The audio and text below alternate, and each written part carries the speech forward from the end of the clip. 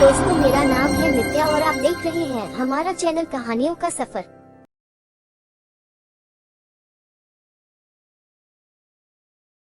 एक बार की बात है कि किसी गुरुकुल में 3 शिष्यों ने अपना अध्ययन संपूर्ण करने पर अपने गुरु जी से यह बताने के लिए विनती की कि उन्हें गुरु दक्षिणा में उनसे क्या चाहिए। गुरु जी पहले तो मन मन मुस्कुराए और फिर बड़े स्नेहपूर्वक कहने लगे, मुझे तुमसे गुरु दक्षिणा में एक थैला भर के सूखी पत्तियां चाहिए, ला सकोगे? वे तीनों मन ही मन बहुत प्रसन्न हुए, क्योंकि उन्हें लगा कि वे बड़ी आसानी से अपने गुरु जी की इच्छा पूरी कर सकेंगे। सूखी पत्तियां तो जंगल में सर्वत्र बिखरी ही रहती हैं। वे उत्साह पूर्वक एक ही स्वर में बोले, जी गुरु जी, जैसी आपकी आज्ञा। अब वे तीनों शिष्य चलते चलते एक समीपस्थ जंगल में पहुंच चुके थे, लेकिन ये देखकर कि वहां पर तो सूखी पत्तियां केवल एक मुट्ठी भर ही थी, उनके आश्चर्य का ठिकाना न रहा। वे सोच में पड़ गए कि आखिर जंगल से कौन सूखी पत्तियां उठा कर ले गया होगा।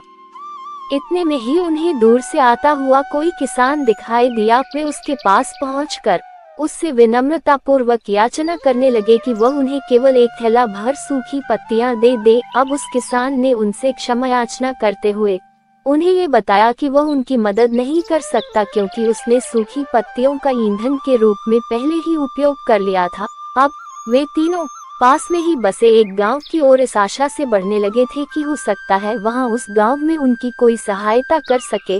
वहां पहुंचकर उन्होंने जब एक व्यापारी को देखा तो बड़ी उम्मीद से उससे एक थैला भर सूखी पत्तियां देने के लिए प्रार्थना करने लगे, लेकिन उन्हें फिर से एक बार निराशा ही हाथ आई, क्योंकि उस व्यापारी ने तो पहले ही कुछ पैसे कमाने के लिए सूखी पत्तियों के दोने बनाकर बेच दिए थे। लेकिन उस व्यापारी ने उदारता दिखाते हुए उन्हें एक बूढ़ी माँ का पता बताया जो सूखी पत्तियां एकत्रित किया करती थी। पर भाग्य ने यहाँ पर भी उनका साथ नहीं दिया, क्योंकि वह बूढ़ी माँ तो उन पत्तियों को अलग अलग करके कई प्रकार की औषधियाँ बनाया करती थी। अब निराश होकर वे तीनों खाली हाथ ही गुरुकुल लौट गए। गुरुजी ने उन्हें देखते ही स्नेहपूर्वक पूछा, पुत्रो, ले आए गुरु दक्षिणा?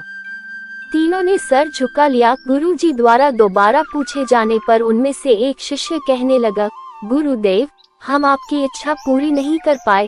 हमने सोचा था कि सूखी पत्तियां तो जंगल में सर्वत्र बिखरी ही रहती होंगी, लेकिन बड़े ही आश्चर्य की बात है कि लोग उनका भी कितनी तरह से उपयोग करते हैं। गुरुजी फिर पहले ही की तरह मुस्कुराते हुए प्रेम पूर्वक बोले, निराश क्यों होते हो?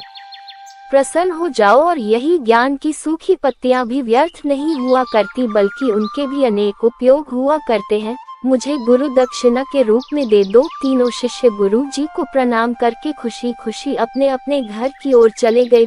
वह शिष्य जो गुरु जी की कहानी एकाग्रचित होकर सुन रहा था, अचानक बड़े उत्साह से बोला, गुरु जी, अब मुझे अच्छी तरह से ज्ञात हो गया है कि आप क्या कहना चाहते हैं। आपका संकेत वस्तुतः इसी ओर है, न कि जब सर्वत्र सुलभ सूखी पत्तियां भी निरर्थक या बेकार नहीं होती हैं, तो फिर हम कैसे किसी भी वस्तु या व्यक्ति को छोटा और महत्वहीन मानकर उसका तिरस्कार कर सकते हैं।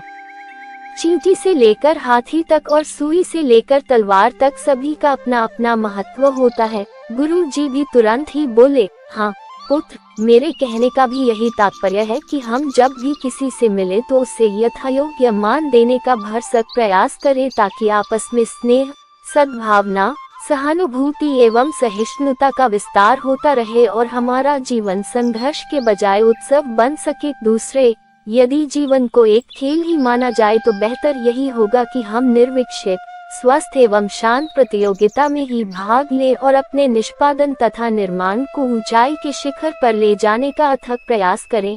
अब शिष्य पूरी तरह से संतुष्ट था। अंततः मैं यही कहना चाहती हूँ कि यदि हम मन, वचन और कर्म इन तीनों ही स्तरों पर इस कहानी का मूल्यांकन करें तो भी यह कहानी खरी ही उतरेगी। सबके प्रति पूर्वाग्रह से मुक्त मन वाला व्यक्ति अपने वचनों से कभी भी किसी को आहत करने का दुस्साहस नहीं करता, और उसकी यही ऊर्जा उसके पुरुषार्थ के मार्ग की समस्त बाधाओं को हर लेती है। वस्तुतः हमारे जीवन का सबसे बड़ा उत्सव पुरुषार्थ ही होता है, ऐसा विद्वानों का मत है।